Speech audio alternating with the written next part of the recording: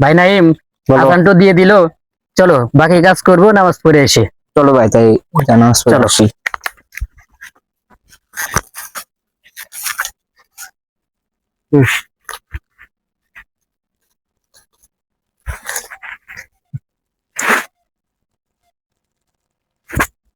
কোন সময় আজান হয়ে গেল, শুনতেও পারলাম না, বুঝতেও পারলাম না।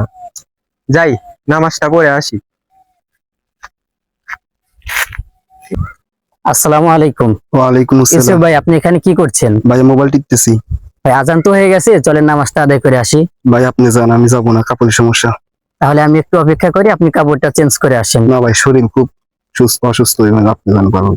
আচ্ছা ভাই, ঠিক আছে। ভাই পাশের গ্রামে মেলা হইতেছে, না চলে যাই।